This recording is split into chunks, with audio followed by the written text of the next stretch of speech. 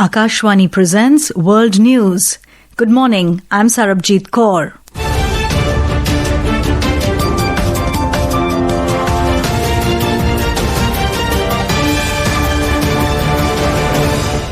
The headlines. India will take all steps to protect national interests, says Union Minister Piyush Goyal in Parliament after US announces reciprocal tariff.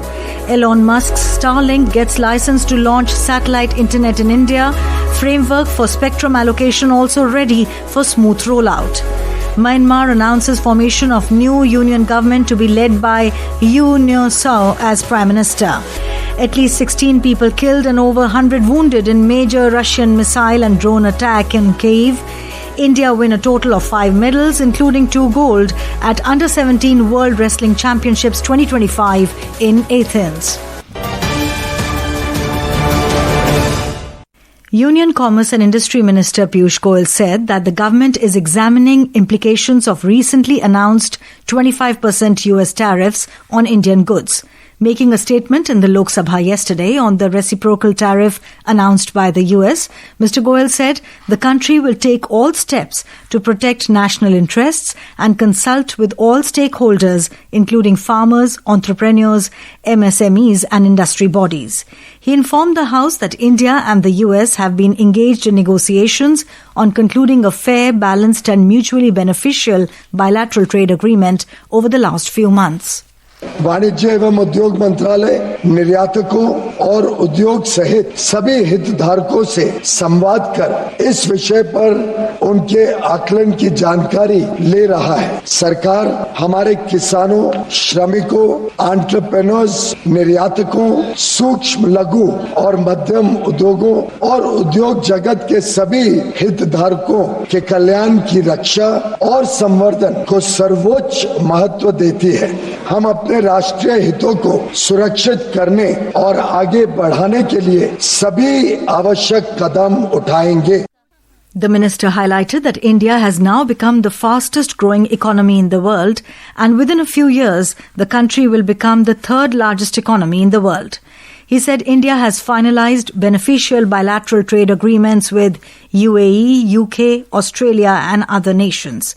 A similar statement was also made by the Commerce and Industry Minister Piyush Goyal in the Rajya Sabha.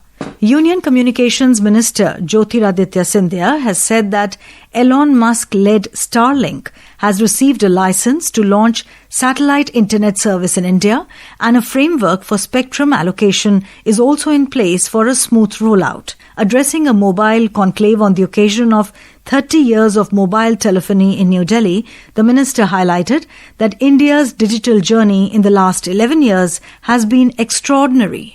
Bharat net परियोजना के आधार पर आज देश के 2,14,000 ग्राम पंचायत जुड़े हुए हैं OFC fibre के साथ, और भारत नेट द्वितीय योजना के आधार पर $17 बिलियन, 1,40,000 करोड़ रुपए की योजना किसी अमेरिका और यूरोप ने नहीं सोचा।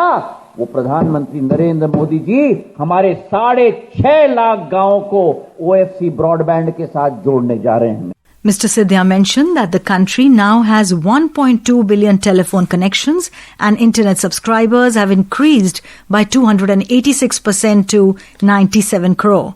The Union Minister further asserted that with a 96.6% drop in mobile data rates, India has become the cheapest data provider in the world.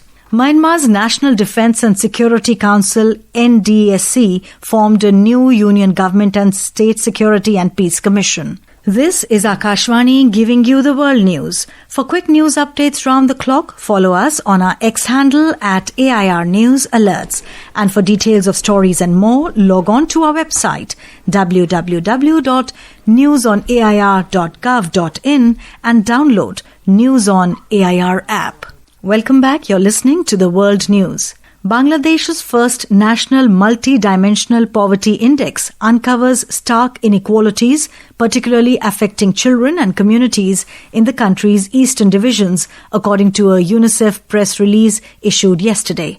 A report. With almost 3 out of 10 children, which is 28.9%, living in multidimensional poverty, which is significantly higher than the rate for adults, children are disproportionately impacted by deep-rooted challenges of poverty in Bangladesh. According to the National Multidimensional Poverty Index, or MPI, released yesterday, the report underscores the urgent need to address child-specific deprivations in health, education, and living standards that continue to undermine children's rights and potential. Overall, more than 39 million people in Bangladesh live in multidimensional poverty. Despite progress in reducing monetary poverty and stunting, multidimensional child poverty remains a major challenge in Bangladesh. To effectively reduce multidimensional child poverty, UNICEF calls on Bangladesh's interim and future government and partners to use the MPI data to drive action, shape equitable policies, target investments, and address critical deprivations such as housing, internet, access, sanitation, and essential household assets. With Naval Parmar, Renu Kataria, World News. Myanmar's National Defence and Security Council, NDSC, formed a new union government and State Security and Peace Commission.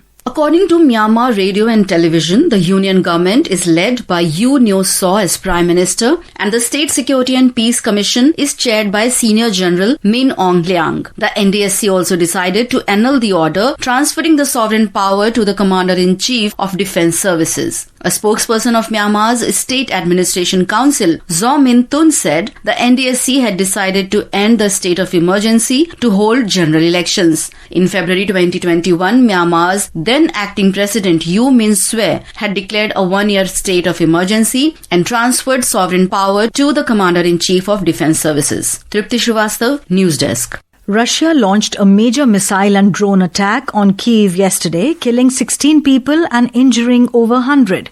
Ukrainian officials said this was the worst attack on children in the capital since the full-scale invasion began nearly 3.5 years ago.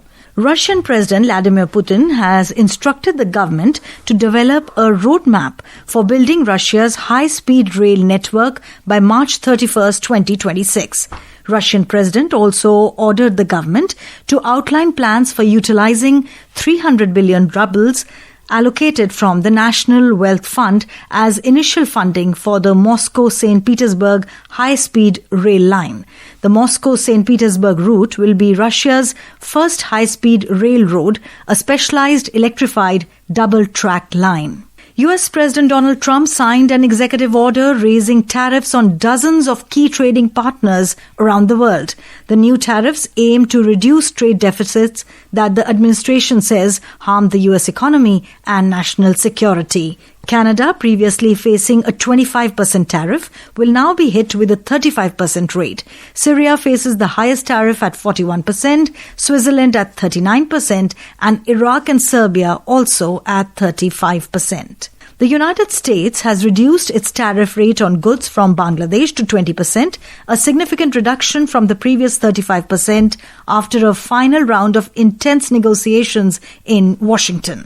Indian women wrestlers delivered an impressive performance at the 2025 Under-17 World Wrestling Championships in Athens yesterday, securing a total of 5 medals, including 2 gold, 2 silver and 1 bronze. The historic campaign was kick-started by Rachana, who made headlines by winning India's first ever gold in the women's 43 kg freestyle category with a commanding 3-0 victory over China's Xin Wang. And now, before we end the bulletin, the headlines once again. India will take all steps to protect national interests, says Union Minister Piyush Goyal in Parliament after US announces reciprocal tariff. Elon Musk's Starlink gets license to launch Starlink Internet in India. Framework for spectrum allocation also ready for smooth rollout. Myanmar announces formation of new union government to be led by U Nyo Saw as Prime Minister. At least 16 people killed and over 100 wounded in major Russian missile and drone attack on Kyiv. India win a total of 5 medals, including 2 gold at Under-17 World Wrestling Championships 2025 in Athens. And that is the end of this news bulletin.